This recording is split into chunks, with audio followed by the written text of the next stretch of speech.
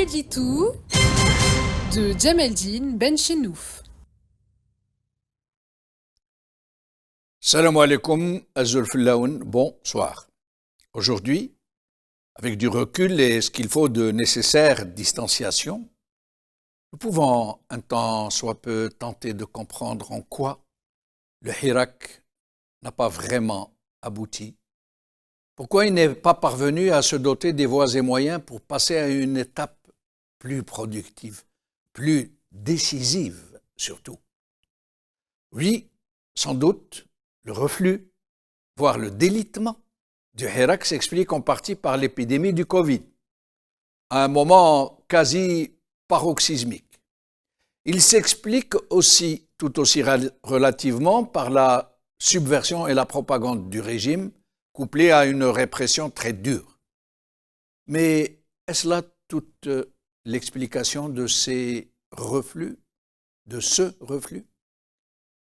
Ces explications ne sont-elles pas ailleurs et ne restent-elles pas jusqu'à maintenant totalement occultées pour des raisons et d'autres?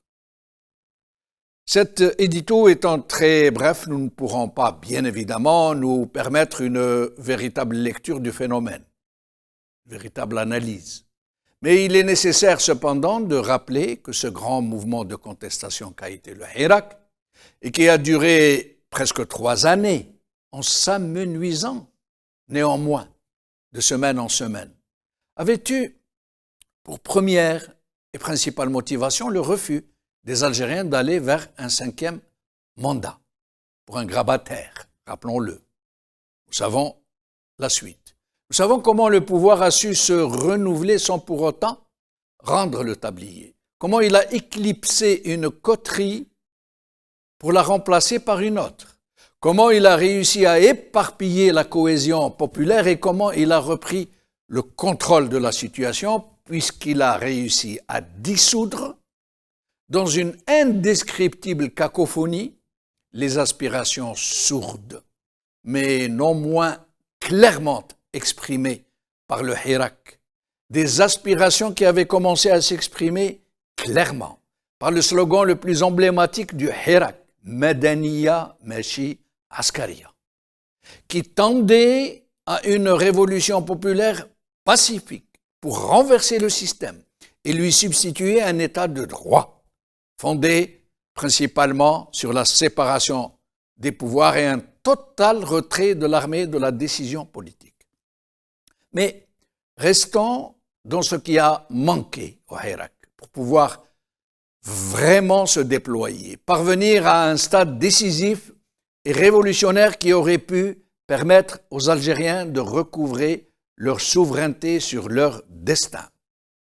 En fait, et pour le dire de façon abrupte, si une base élective très large et très représentative n'a pas pu se cristalliser pour pouvoir se doter d'une organisation révolutionnaire, de leaders vraiment représentatifs, d'une feuille de route, c'est parce que des synergies révolutionnaires n'ont pas pu émerger naturellement de cette formidable dynamique. Parce que le Hirak n'a pas pu accoucher de véritables leaders qui auraient pu représenter une alternative au régime pour rassurer toutes les populations. Et elles étaient très importantes, ces populations qui n'ont pas adhéré au mouvement, ou alors de façon très velléitaire, très hésitante.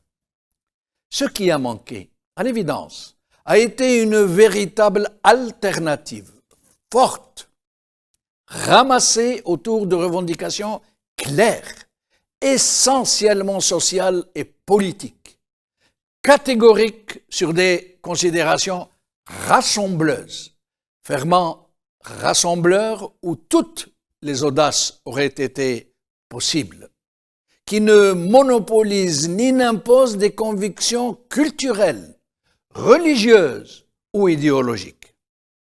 La question identitaire, très légitime au demeurant, mise en avant par des activistes très estimés du Hirak, a été très vite récupérée par la subversion du régime pour alimenter la discorde et les peurs. Le régime a très vite saisi toute l'importance et tout l'impact négatif que cette question pouvait avoir sur la cohésion du Hirak, s'il l'a manipulée pour diviser les Algériens et semer en leur sein la peur de l'autre, voire la haine de l'autre, pour empêcher que les uns et les autres puissent se souder en un même élan, dans une même perspective révolutionnaire, dans une même communauté de destin. Il a mis en place, ce régime, une véritable stratégie de détestation entre les populations, ne reculant devant rien, pas même de semer des bombes à retardement au sein d'un même peuple. Ce régime avait vite compris qu'il devait agir essentiellement sur des axes principaux. Diviser les contestataires, semer le doute dans l'esprit de ceux qui étaient tentés de les rejoindre et empêcher coûte que coûte la formation d'une conscience politique d'où émergeraient naturellement des leaders consensuels. قال خير.